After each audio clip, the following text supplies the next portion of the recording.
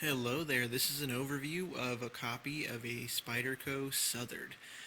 This version of the Southard cost me $39.50, shipped from China via AliExpress.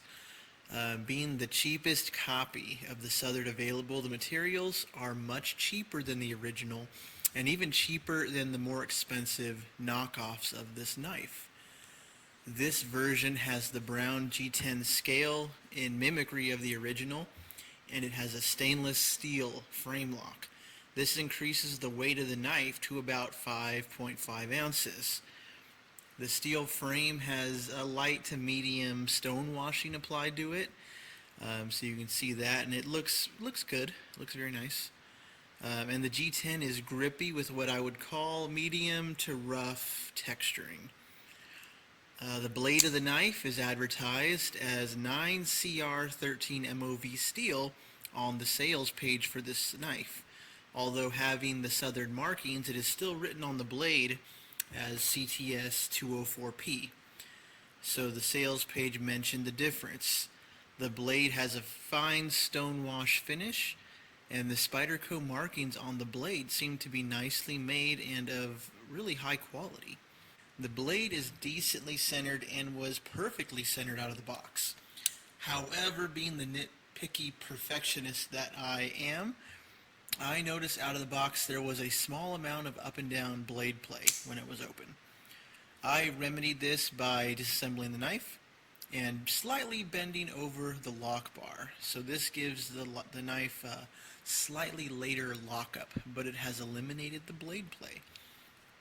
I would guess that most users would not have noticed the blade play to begin with. So the centering is no longer perfect. It leans a small amount to the locking side, but it is nowhere near rubbing the handle.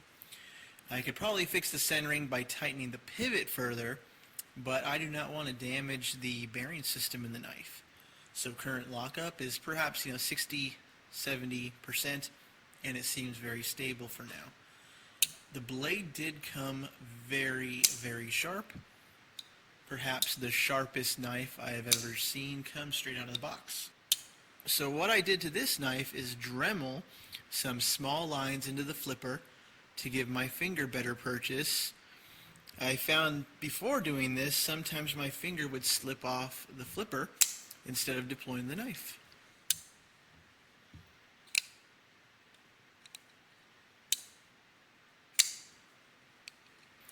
And I do not have a real Spyderco Southard to compare this to, but on this knife, the deployment using the spider hole is difficult. I have to kind of push outward instead of upward, and it feels awkward to do so, like the detent is, fighting me the whole way. It almost feels dangerous, like my thumb could slip and come onto the edge while trying it, so didn't work very well. Left-handed thumb opening, no way that would work. This knife runs on ball bearings just like the original, and the bearings are captured, so there's no need to worry about them flying everywhere if you take apart the knife. The knife was easy to disassemble, so most Chinese knives have a terrible habit of using cheap screws that strip out really easy. This knife I was able to take apart with no screw stripping. Using a high quality Torx bit helped with that. But as a side note on disassembly, I was only able to remove the frame lock side of the knife.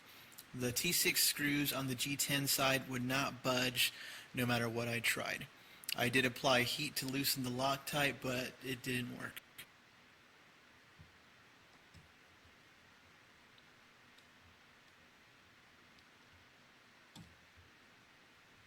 Looking at the locking side of the knife, this is one standout feature that is different from the original and can help make this copy, easy to differentiate. In the original, the clip sits only on the frame of the knife and not the lock bar area. Looking at this knife, the pocket clip sits to about half on the frame, half on the lock bar.